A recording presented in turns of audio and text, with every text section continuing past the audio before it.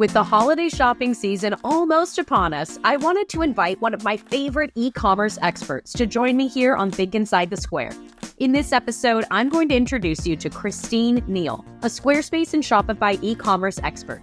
She has some great insight that can help you prepare for the most successful holiday season for your online store. For a transcript of this episode, along with the links to any resources mentioned, visit insidethesquare.co/podcast. The term Squarespace is a trademark of Squarespace Incorporated. This content is not affiliated with Squarespace Incorporated.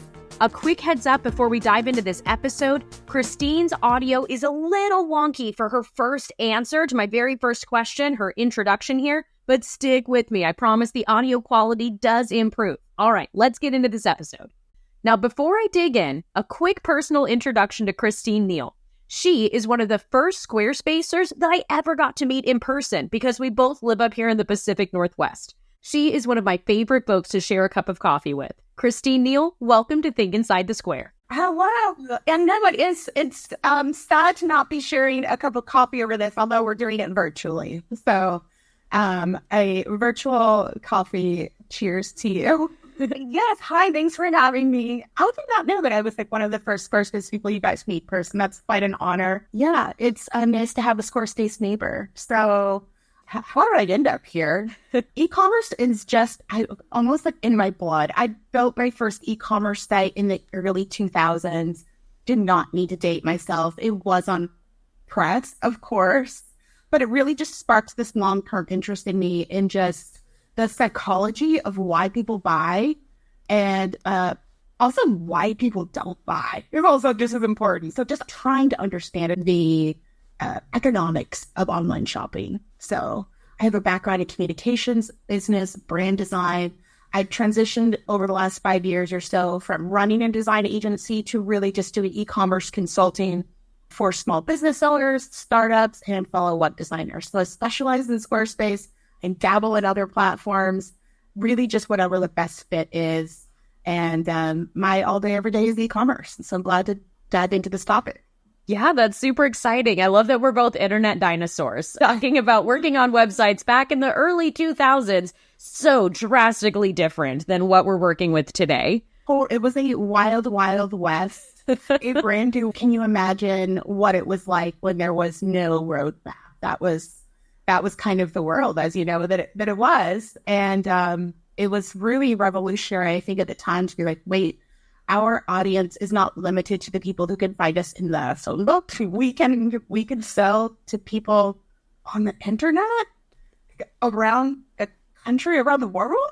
And that was just so revolutionary. And I think that that from the very beginning was just a really exciting idea to me. Oh, yeah. Absolutely. Oh my gosh. And back in the phone book days, I still remember having to look things up just to order a pizza, you know? It was so different back then. So knowing that you've seen this, evolution across different platforms and different ways of selling content online, I'm curious about what drew you to specialize on Squarespace. And I know you work a little bit on Shopify as well. What drew you to the specific platforms that you specialize in today? So I'm really just trying to match the goals of my clients, their needs, what are their budgets, what are they actually selling? Trying to match those up with the platform, I guess, is always the goal. It was also always a little bit of, do I enjoy this? And as I mentioned, the first site I built was on WordPress. It was a whole different time. And I liked the way it worked, but I did not like the process of it. I felt really disconnected, I think, from a lot of the aspects that hire, a coder to do these really now very simple things. And so when these other new platforms started to come out later 2000s, Shopify, Squarespace, and so many others, that was so appealing because it was wait, we could make this easier. And there was this almost a democratization of the access to e-commerce. It was no longer that you needed to be a huge enterprise level business to be able to sell online. You did not have to be eBay, which was kind of gold standard, right? You didn't have to be even early Amazon to be able to have that. So it really was wait, this is a way to make this so much more accessible for people who I knew were my core audience. That's a really great point. I never really thought about how it kind of leveled the playing field for a lot of us entrepreneurs out there, being able to control so many aspects of the actual selling process on these platforms, whereas before you would practically need a degree in computer engineering to be able to actually manage an online store. And that's just drastically different now. That's really interesting. So I'm wondering, knowing how much easier it is now to get started on those different platforms, I'm wondering if there's still some common misconceptions that your clients bring to you about like starting a store on Squarespace. What are some of the common myths that you hear that you can debunk right here on our podcast? Okay, so the biggest one for Squarespace, just like rapid fire, is obviously that it's just not possible to do e-commerce on, like, period. That's like the elephant in the room, right? Everyone always asks that. That's the number one question. And it's just not true. The reality is that Squarespace has really been investing in e-commerce improvements, and they have made obviously some big pushes in improving their e-commerce capabilities.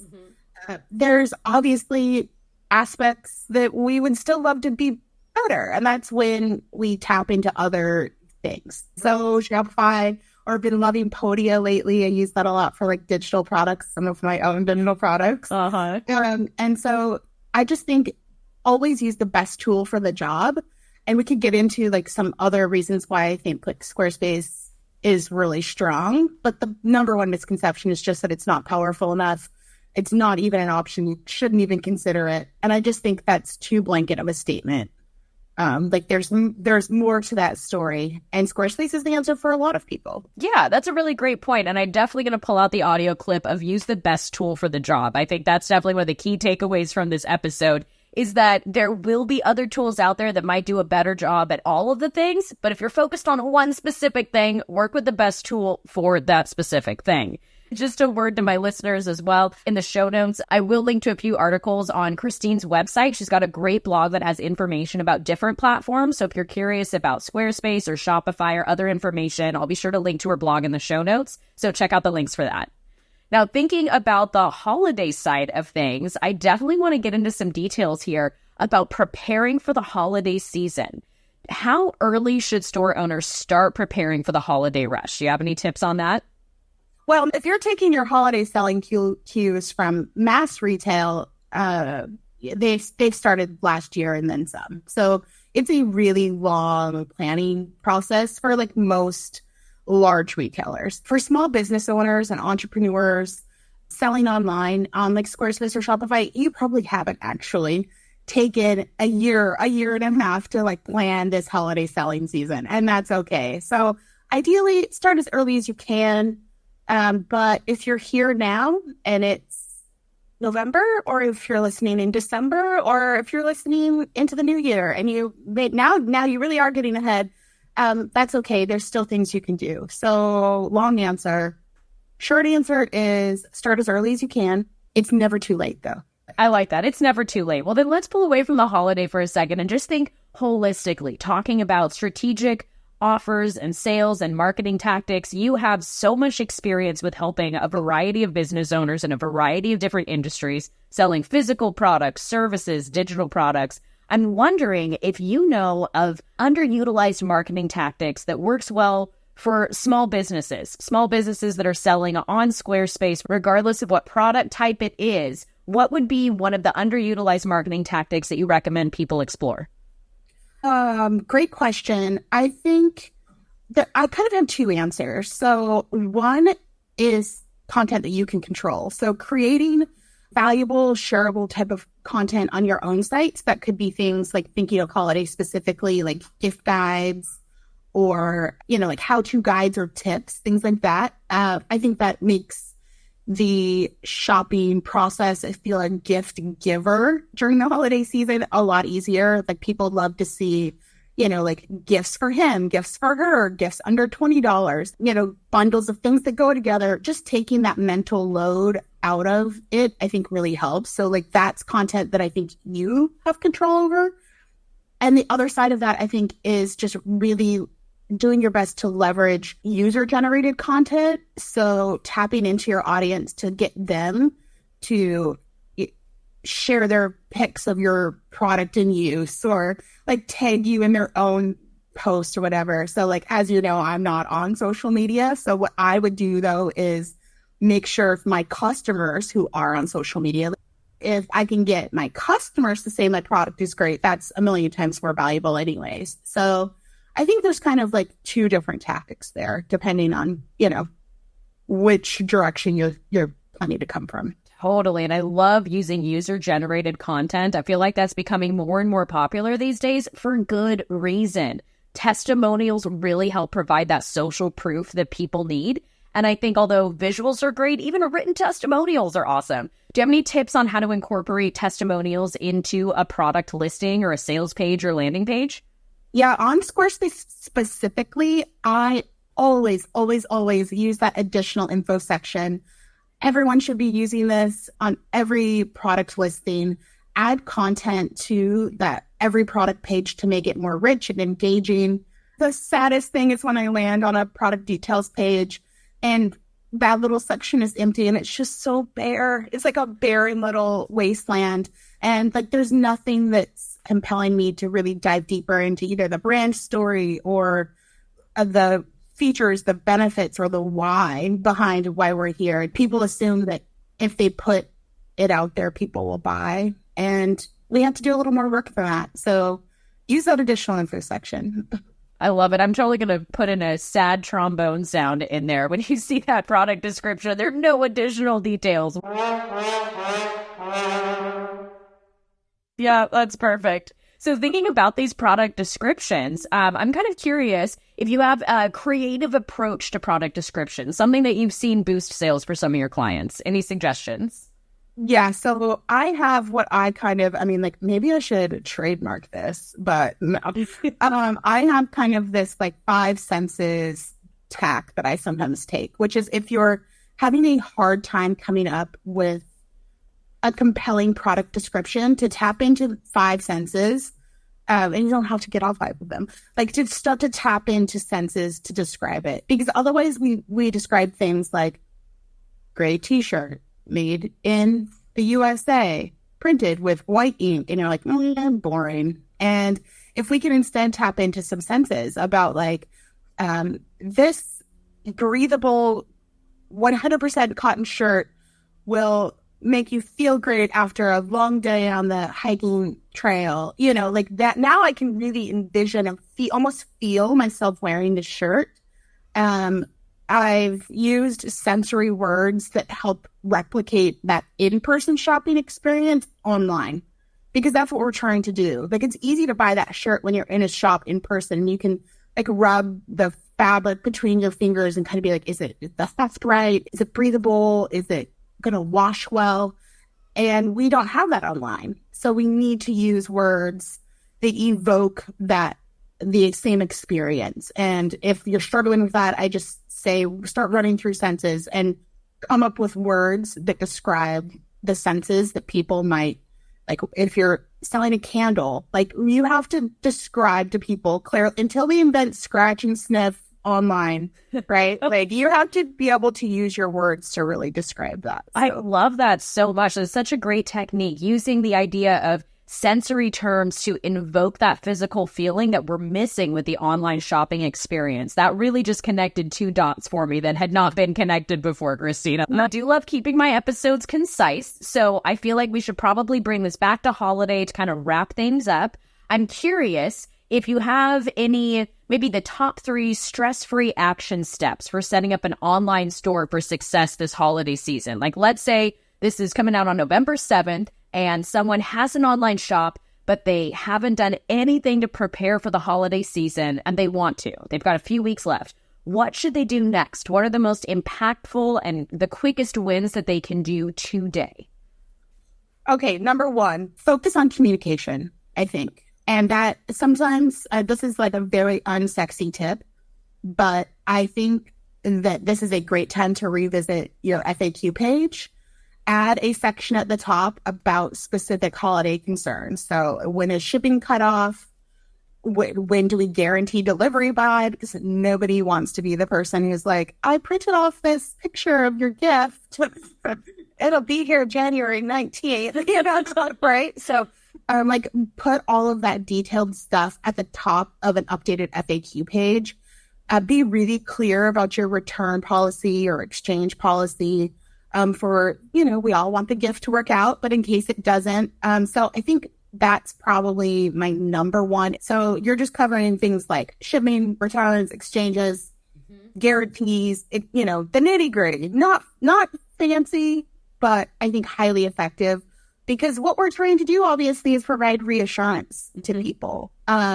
We want them to feel like, okay, I need to check out on this now. Like, this is the right gift. And so just allaying any fears is what we're trying to do there. And if we were to move on to, if I had that done, what I would take care of is just double checking my email marketing, like automations or follow-ups. So like making sure that my order confirmation email reiterates some of this stuff.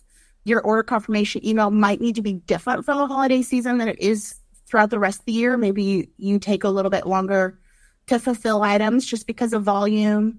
Like maybe you're only shipping out items on certain days of the week, or, just anything that stays ahead of potential problems is also going to save you a million customer service emails, right? So, which you probably are short on time anyways. So use emails to reiterate any of that information. Like if there's a special delivery date or a reminder about their order or whatever, hit that at the top of the order confirmation email. And then make sure you have some of your email marketing automation so that these people shopping during the holidays might be first-time customers because they're buying for somebody else. But this is a great way now that you have them kind of in your orbit. Set up some automation so after the holidays you can revisit, reconnect, reintroduce them to other products that they might be interested in, or just introduce them to your brand. I think that's a really good opportunity. I like that. I think that we could probably wrap that one up as tip number 3, the idea of the post-holiday planning. I think that's an excellent thing to incorporate. A lot of people think we're in it for the home stretch. We're going to do all the holiday offers. And when that holiday window is closed, we'll focus on customer service for those orders, and then we'll start the new year fresh. But the truth is, there's such a huge marketing opportunity for you after that holiday season to connect with your new customers, reintroduce them to your brand. Consider creating a brand new funnel for people who just placed their first order with you, haven't been on your email list, to introduce who you are, offer complimentary or supplementary products and content, all kinds of ways to connect with them in a new way. I love that. All right, so that was a lot of insight, Kristine. I really appreciate it. I actually have 2 final questions. I thought of one while you were talking about that, and after recently doing a website relaunch myself and working on some new products, I got pretty sick right after, and I think that my immune system just couldn't handle the stress. That's something that I'm not good at managing, and I know that you work with people in a lot of high-stress situations during large volume sale times and different holiday periods. For a lot of online store owners, it's a really stressful time period. So I'm curious, do you have any self-care tips for these store owners to avoid burnout and too much stress during the busy holiday season? Yeah, I think that the most important thing is obviously just to set boundaries. Set boundaries about when are your working hours, or what are you willing to take on. As small business owners, we always want to do the most, right, to make everyone happy. But if we're not well, then nobody can be taken care of. So you got to take care of yourself first. I think that it's smart to just prioritize tasks and learn to outsource or delegate where you can. Mm-hmm. So work on where you're most impactful. And if you can automate things, that's why I love email, because you can automate it, plan it in advance. If you want to automate some of your social media, if you want to use a AI chatbot, leverage some of the tools that are readily available to us now to take the load off. So if it's something that requires your hands-on, then make that your priority and outsource or delegate the rest. So I love it. That's something I need to definitely step up, that outsource and delegation part. That's such great advice. All right, Kristine, you dropped some awesome wisdom in this episode today, and I want to thank you so much for being a guest here on Think Inside the Square. Before we call this episode a total wrap, before we wrap this up, where can people learn more about you? I know you're not on social, so how do they get a hold of this amazing information that you have to share? How do they work with you? Right. So my website is just my name. It's Kristine with a K and Neil, Neil. So KristineNeil.com. All of my resources are just at KristineNeil.com/resources. Two in particular that people are really loving right now are my e-commerce platform picker. And that's just at KristineNeil.com/flowchart. I love a good flowchart. Definitely check that out, everyone. And for any of my fellow web designers out there, I have put together a new guide. It's called the Web Designer's Guide to E-commerce Platforms, and hopefully helps break down some of the different reasons why you might choose one platform over the other when selling or working with clients on projects. And that's available at KristineNeil.com/platforms. Fantastic. So I will link to those in the show notes. Kristine Neil, thank you so much for being a guest here on Think Inside the Square. I am so happy that we get to connect in real life and virtually, and that we can partner up for this episode to help people make the most out of their websites out there. Thanks again for joining me, and to everyone listening, be sure to drop a comment if you're watching this on YouTube or on my blog. Let me know what you think of this episode, and check out those links in the show notes. And most importantly, have fun with your website. Bye for now.